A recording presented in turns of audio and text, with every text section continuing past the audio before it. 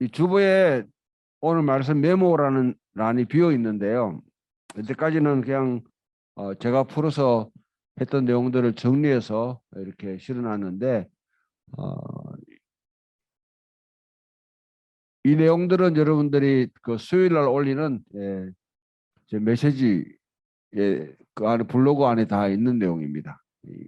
그것을 참고하셔서 또 주일 성경 읽기에 이해할 때 여러분 도움이 되셨으면 좋겠습니다. 자, 이제 말씀을 함께 또 이렇게 참고하는 시간인데요.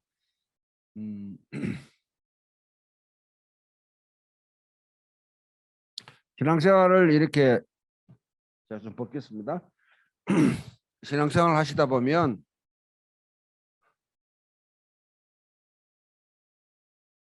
하나님께서 늘 함께 계시다. 하나님께 늘 생생하게 살아 계시고 늘 우리와 함께 있는 걸 난 느낀다 하는 분이 있으면 참 행복하신 분입니다. 때로는 신앙생활을 하면서 우리는 하나님의 부재, 하나님이 계시지 않는다. 또 주변의 사람들이 오늘 우리 시편 2편 43편에 나오듯이 네 하나님이 어디 있느냐, 너가 하나님이 어디 있느냐, 그렇게 주변 사람들이 이야기를 합니다. 오늘 주변에 오늘 한국교회 한국 상황 속에서 많은 사람들이 도대체 너가 하나님은 어떤 하나님이고, 지난 대선을 경험하면서 저한테 한 서너 명 자체가 직접 전화를 걸고 또 상담을 하고 또 그렇게 하신 분들 가운데 하나님이 이런 하나님이면 나 하나님 믿지 않겠다.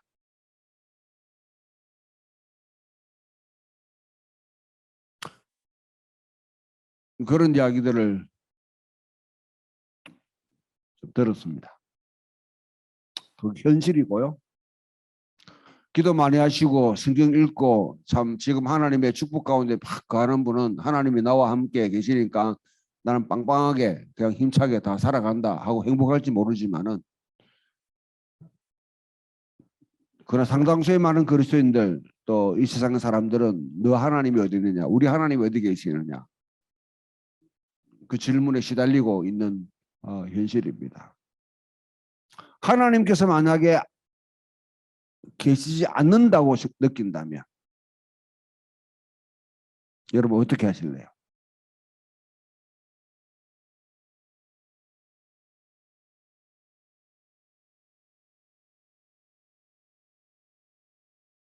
하나님께서 우리 가운데, 이 공동체 가운데 계시지 않는다고 생각합니다.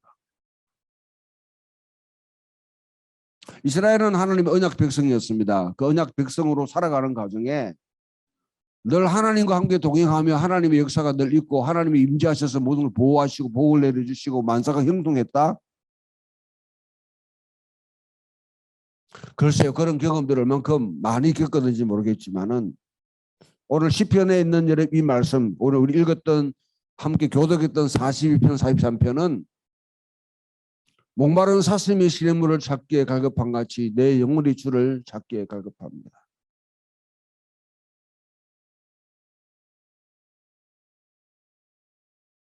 얼만큼 하나님의 부재를, 하나님이 안 계신다는 것을 정말 절실히 너무너무 느끼는 거죠. 주변의 사람들은 네 하나님이 어디냐, 너 옛날 예배하러 올라갔는데 이스라엘 상황에서는 여러분 성소는 예루살렘 성전 한 곳밖에 없습니다.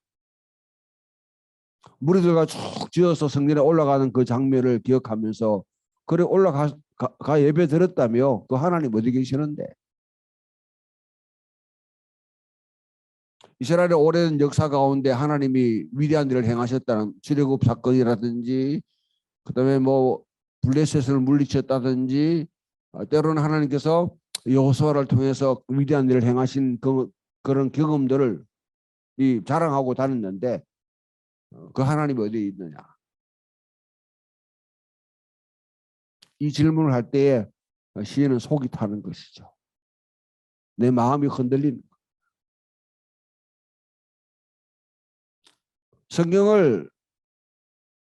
성경에 기록된 이 저자들도 그와 같이 하나님에 대해서 말씀합니다.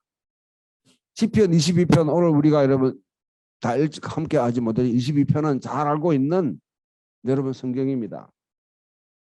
예수님께 십자가에 돌아가셨을 때 십자가에 달렸을 때에 외쳤던 시편입니다. 나의 하나님 어찌하여 나를 버리셨나이까. 나의 하나님 어찌하여 나를 버리셨나이까.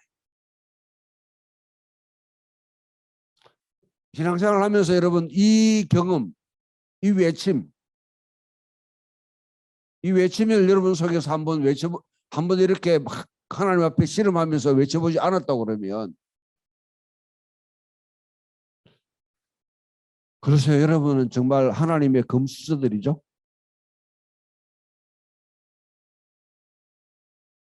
금수저죠. 그러나 일상적으로 살아가다 보면 이거는 정말 여러분 우리 삶 가운데 절박한 가운데 하나님에게서 하나님마저 버림받았다. 시편 22편은 위대한 찬양의 믿음의 시가 아닙니다. 하나님을 고발하는 시입니다. 도대체 당신 뭐 하시는 겁니까 도대체? 하나님 왜 직무를 유기하십니까? 거룩한 언약이 있고 신실하게 약속하셨는데 왜 그와 같이 언약을 신실하게 이행하지 않습니까?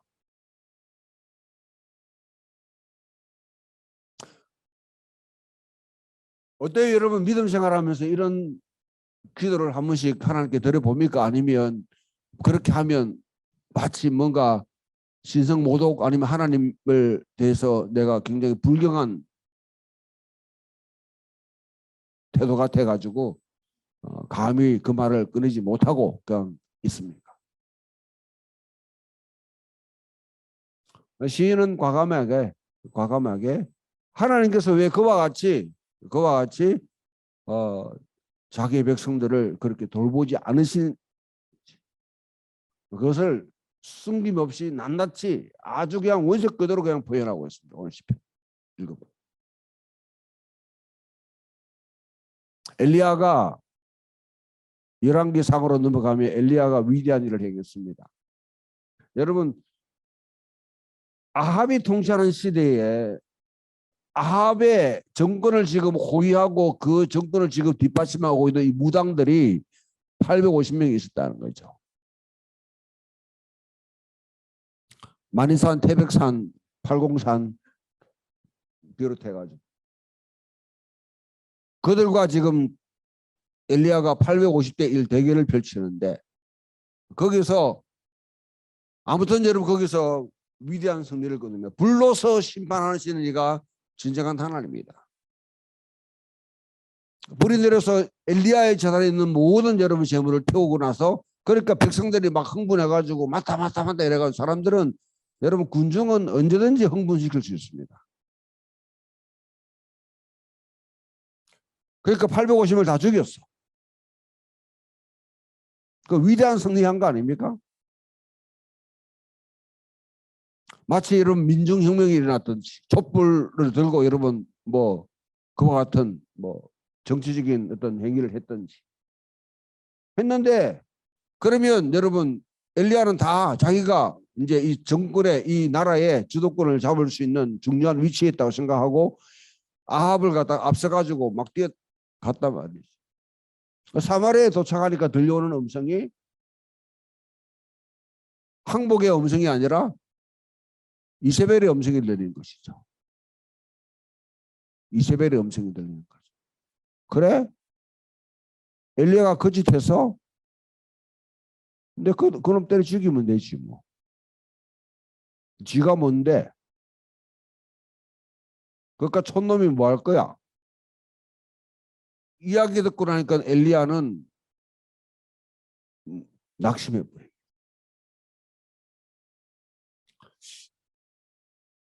해봐도 소용없네.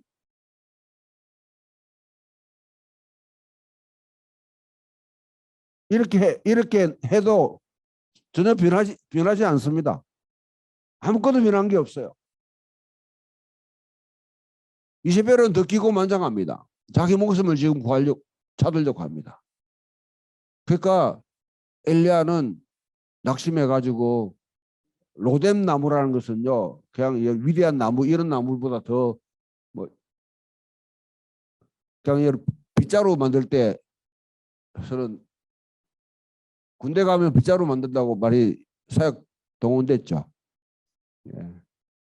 빗자루 나무예요, 강야에 있는. 거기 가서 그냥 엎어지고 앉아가지고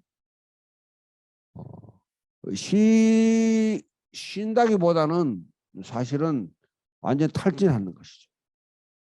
탈진해버린 것이죠.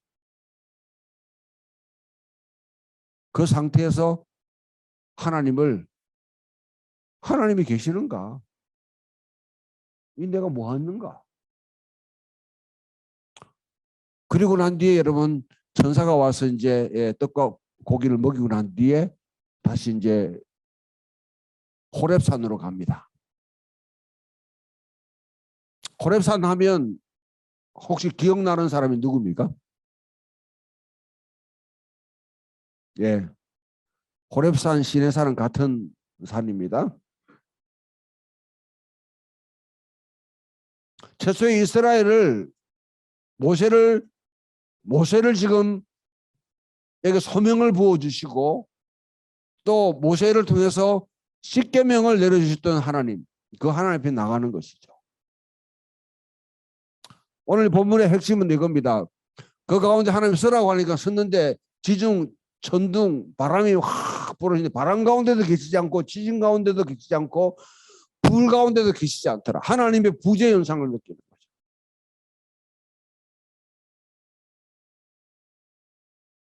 하나님께서 어떤 천재지변이나 아니면 여러분 역사적인 중요한 사건들을 통해서 그 가운데 행하셨다고 생각했는데 하나님이 그 가운데도 계시지 않는 것입니다. 우리는 위대한 퍼포먼스를 벌이면서 오는 하나님을 기대할 수 있지만은 하나님은 그 가운데 계시지 않는다. 근데 세미한 음성 가운데 말씀하기를 네 왜 여기 있냐? 엘리야야, 네가 왜 여기 있냐?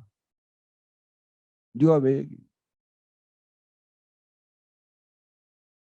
여호와의 산에 섰다는 것은 하나님 서라고 하는 것은 그래 네가 왜 여기 있는지 이 말은요 부정적으로 들릴 수 있는지 모르 사실은 굉장히 심오한 말입니다. 하나님의 의전회의에 참여한 겁니다.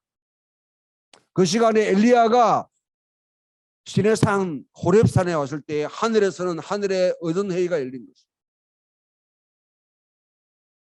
북쪽 이스라엘의 문제를 두고 하나님이 의제를 삼으시고 엘리야의 기도에 엘리야의 타는 소리에 의제를 삼으시고 이스라엘의 문제를 해결하기로 지금 결정하기로 운명을 결정하기로 지금 하는 시간입니다.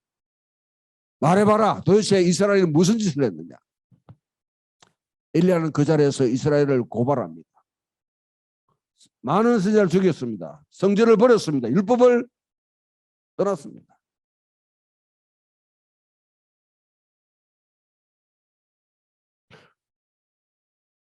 이러면 여러분 자기 민족을 이와 같이 고발하면 이건 좀 애국행입니까? 아니면 이거는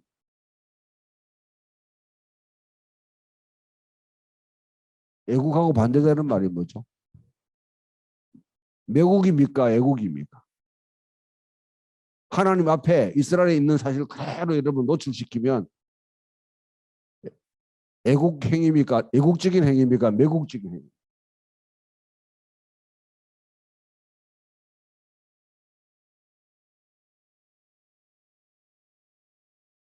오늘 많은 사람들은 이렇게 하면 나쁜 놈이라고 그래요.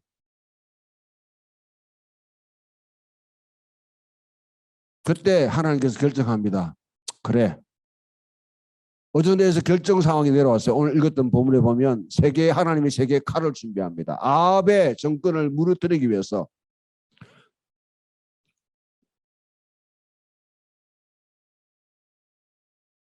바알을 숭배하고 바알의 경제 체제를 이 땅에 도입해서 완전히 초토화시킨 이 정권을 하나님께서 심판하기 위해서 첫 번째 시리아 왕 하사엘을 갖다가 세우기로 결정합니다.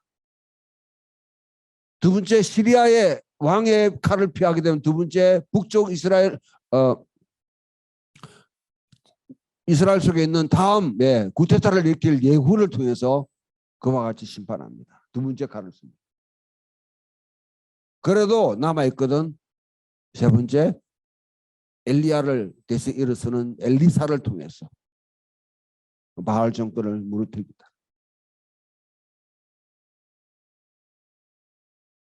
하나님 살아 계신가요? 아니면 주무시고 계시는가요?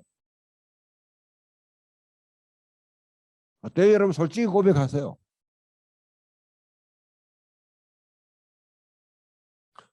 제발 하나님 앞에 우리 나설 때 여러분들 하나님을 너무 미워하거나 하나님 위에 편에 선다고 그렇게 하지 마세요.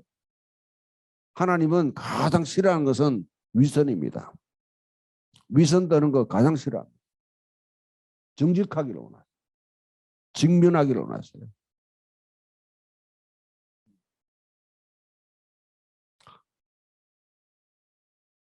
예수님의 이야기를 소개합니다. 그라사 광인입니다. 미친 사람입니다. 군대 귀신이 들었습니다. 광야에 내동력이 졌습니다. 아무도 그를 돌보지 않습니다. 그야말로 버림받은 사람입니다. 주님은 그를 찾아가십니다. 그를 자유케 하십니다. 갈라디아 말씀은 우리에게 율법이라는 틀 속에서 사람들을 쭉 살아왔는데 율법이 사실 하나님에서는 선물이지만 그것을 오용하게 되면 사람들을 다 차별해버립니다.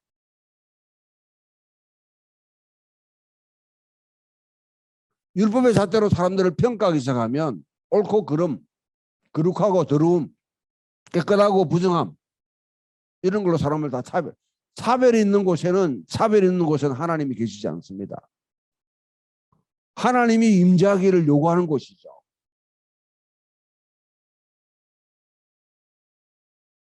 믿음이 이르렀으니까 이제 우리들로 하여금 하나님이 현존하는 것이 무엇인지 이 땅에 보여주라고 이 세상에 차별이 있는 곳에 노동 현장, 인권 현장, 또는 여러분 인종들이 결합하고 또는 그런 현장 속에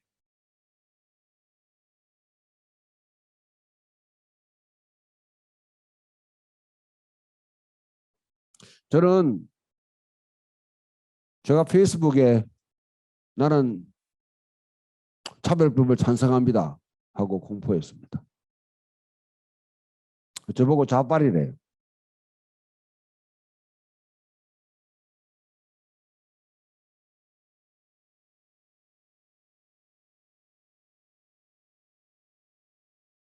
여러분 어디 평가하든지 저는 여러분을 강조하고 싶은 건 없습니다. 성경을 읽고